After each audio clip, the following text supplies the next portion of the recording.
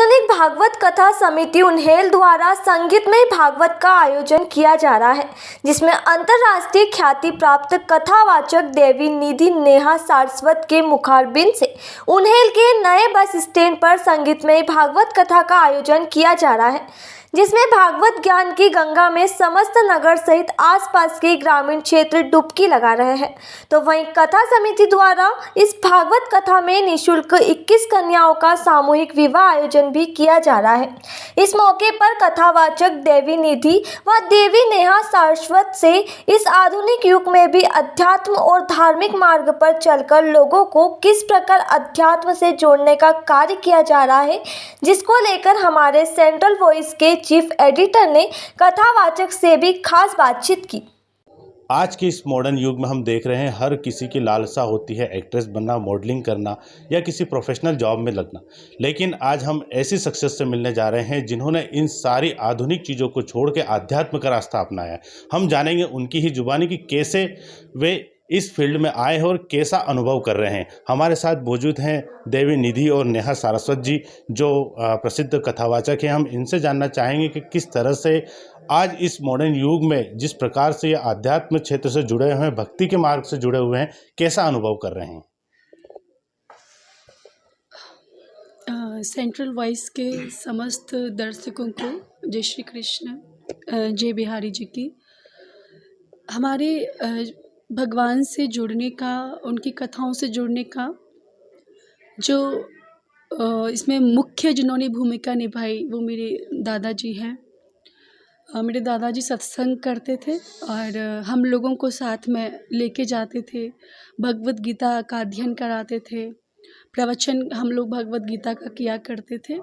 तो भगवत गीता को पढ़ते पढ़ते हमें भगवत गीता से बहुत प्रेम हो गया।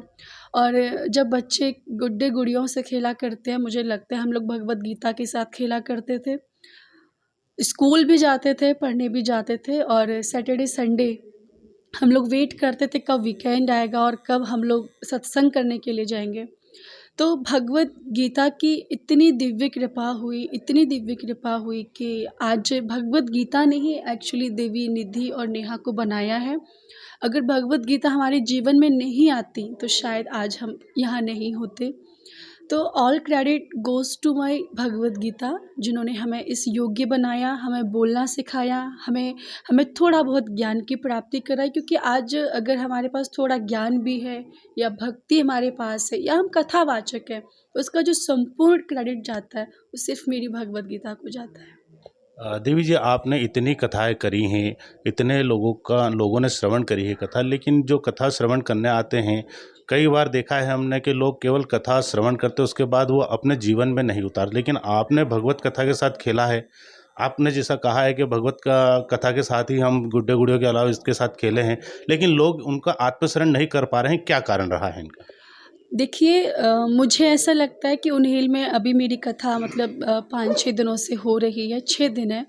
और मुझे ऐसा 6 दिन में कथा करके यहाँ ये महसूस हुआ कि लोग आत्मसात इस कथा को कर रहे हैं।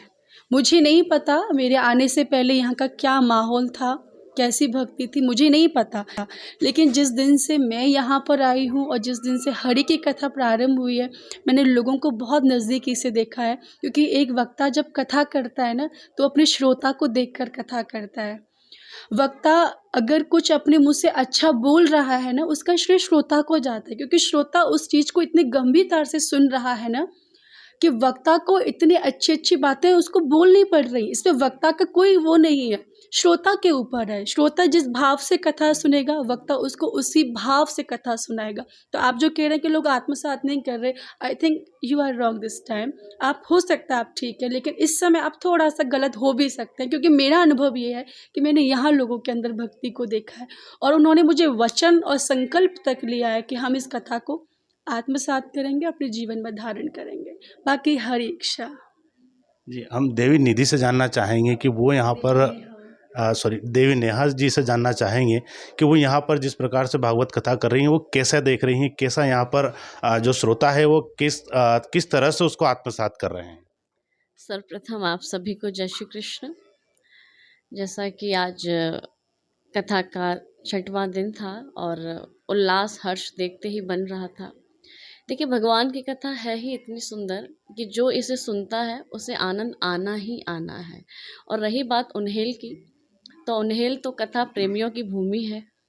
यहाँ इतनी कथाएं प्रतिवर्ष होती हैं भागवत सेवा समिति के माध्यम से। तो उन्हेल में आकर वास्तव में बहुत आनंद की प्राप्ति हुई और वास्तव में यह कथा प्रेमी रहते हैं। कथा के प्रति जो लोगों का अनुराग है, कथा के प्रति जो श्रद्धा है, वो वास्तव में तारीफ़ काबिल है। मैं तो श्री हरि से यही प्रार्थना करूँगी कि उन्हेल की धरती पर इसी प्रकार से प्रभु कृपा करते रहें और यहाँ इसी प्रकार से श्री ठाकुर जी की अद्भुत अद्भुत कथा होती रहे। तो ये अनुभव बड़ा ही शानदार रहा। जी, यहाँ पर देखा गया है कि जो कथा के साथ जो हर जगह कथा होती हैं, कथा के अलावा यहाँ पर निःशुल्क 21 कन्याओं का विवाह भी हुआ है, जो रुक्मिणी विवाह के साथ उनको जोड़ा गया है। उसको किस तरह से देखती हैं आप? I would say that is the beauty of this programme.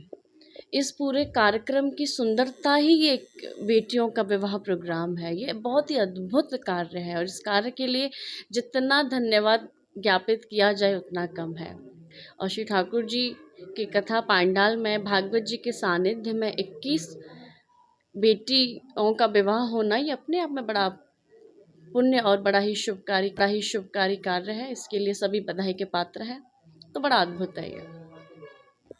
जिस तरह आपने देखा कि यहाँ पर देवी निधि और नेहा जी द्वारा जिस प्रकार से भागवत कथा कही जा रही है, उसका लोग आत्म समर्पण भी कर रहे हैं, उसका मनन भी कर रहे हैं। और कहीं न कहीं उन्हेल क्षेत्र के लिए एक बड़ी बात है कि यहाँ पर लोग धार्मिकता से जुड़े हुए हैं और आने वाले समय में हो सकता है कि यहाँ बहुत अच्छा देखने को भी मिले।